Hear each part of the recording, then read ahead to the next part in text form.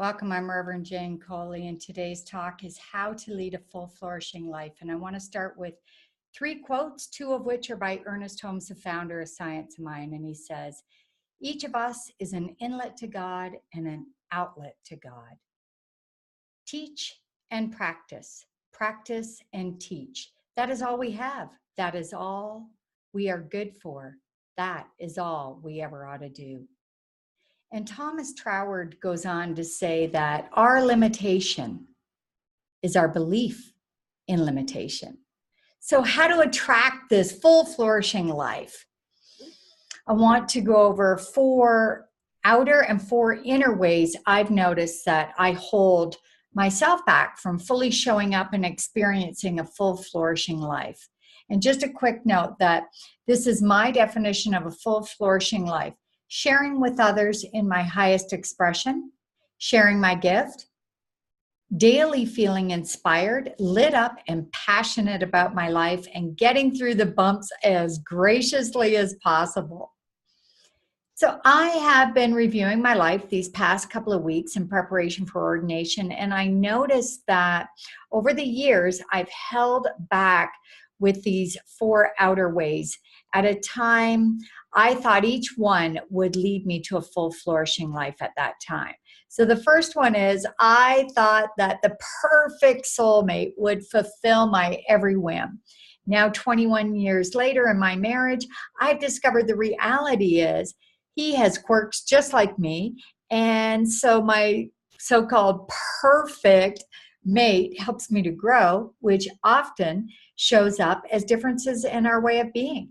And the second way that I have focused on work when I was a corporate software instructor, and I made exceptional money, and I had a title as a computer software instructor. And there was this thinking in me that would give me a full flourishing life by having this amazing job and title. And I realized I had cash flow, but I wasn't doing what really lit me up. I've stressed over money rather than surrendering my conditions to God in numerous instances. And the third way that I have outwardly looked for a full flourishing life is that I sought approval. So I always had these perfect tailored suits when I was in the computer world. Every hair was in place, everything matched. And I can even recall going to a plastic surgeon at 30 years old and saying, oh my gosh, I'm starting to get wrinkles. And he said, come back in 15 years. And the fourth way that on this outer way that I looked for a full flourishing life was through working out, fitness to an extreme. And it was just another way for me to avoid listening within. So I thought the perfect body was the answer at the time. Now, I'm not saying not to keep your finances in order or not to choose a suitable, intimate, compatible, loving mate, or to not do fitness or to not work. The real reason here, the truth is that in order to have a full flourishing life, it is to tune into our spiritual nature. And I believe that connecting daily is the foundation of having a full flourishing life. And I now evaluate on a daily basis what I can fit into my day, and my spiritual practice is always first. Always first, spiritual practice. And spiritual practice is only one part of a full flourishing life. I believe that in order to have this full flourishing life, we must look to our divine gift and our blessing and share this expression with the world. And it's up to each one of us to seek daily clarity and to follow our inner promptings and to remember to surrender our conditions to the divine within. And what is also key to each day to take another step in the direction of our dreams in order to experience daily a full flourishing life. One of my favorite things to do is to decorate a Christmas tree. And the magic moment happens for me when I plug in the Christmas lights and the whole tree lights up. And that electric current that goes through the lights can be compared to our divine gift.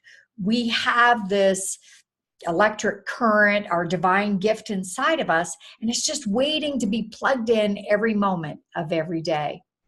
Now let's look at the inner ways that I realize I've held myself back from daily experiencing a full flourishing life.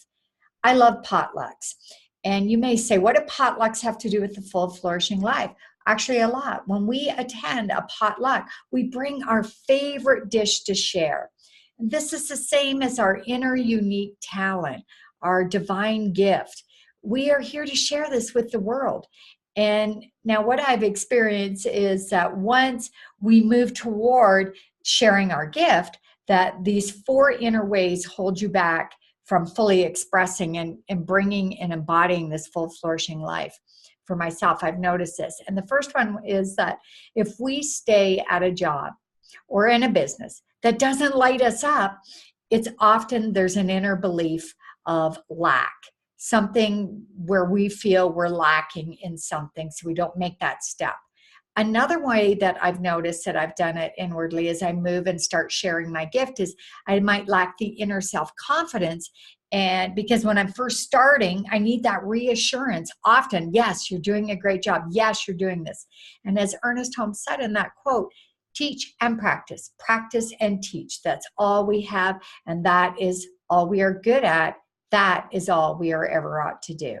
So while the other one that I noticed I did inwardly is while getting my master's in conscious studies, I wanted to focus on developing my mind to an extreme only to discover that knowledge must be developed and it has to develop into wisdom. And that is done through our practice of our God-given gifts. We have to practice this gift. And once I improved at sharing my gift, the final thing, the 4th thing that I noticed I had to catch myself on inwardly is that I had to keep this part of me from, no one was better than anyone, because just because I could share my gift and I could light up and I could do what I love, all the people that weren't doing it, I wasn't any better than they were. We all have a gift and we are all here to share it. God wants us to have this full banquet experience. And the 4T program by Stretton Smith, he speaks of a life as the banquet that is available to each of us. We can compare this buffet to delicacies of life like conscious loving relationships, or to financial well-being, or our vitality, being beautiful, having beautiful clothes and furnishings, and the expression of our gift. The thing is that we have to get up and get it ourselves. So the buffet's here, but we got to get up and get it ourselves. You either have to go within and connect with your divine gift, or you go without. The buffet or the full flourishing life is right there in front of you. Now we've discussed inner and outer ways that we can get distracted from enjoying a full flourishing life. And I believe that the buffet, the full flourishing life that's right in front of us, and that it's about accessing it daily. And yes, daily, through doing a simple meditation like sitting erect, sitting with a timer, and just closing our eyes. That's it. Or daily prayer is another one. And just a reminder on prayer that please look at Yana's website. We've got a new audio of spiritual mind treatment prayers, and there's a whole list of practitioners. You can find that in the menu and call on one of those practitioners for a practitioner session for prayer. And another one that I'm doing is I just created this beautiful, colorful vision board. And so I read that daily. In Gaelic terms, there's this term called anakara, and this is an old Gaelic term that's used for soul friend. And we each have this keen inner soul friend. It's our God essence that is constantly showing us signs as to which direction or choice to make. The challenge is we often do not notice the signs because they're subtle, or because we look for answers outside of ourselves, or we second guess our gift. Thomas Troward, again, as I mentioned, when he said, our only limitation is the belief in limitation. And as Ernest says, each one of us is an outlet to God and an inlet to God. So in closing, I invite you to show up, to plug into your divine current, to bring your best potluck dish by sharing your gift to the world. Surrender the conditions to God. Allow yourself a full, flourishing life one day at a time. And as Ernest Holmes says, it is your mission, and it is your mission alone to share your gift. Thank you. Have a blessed day.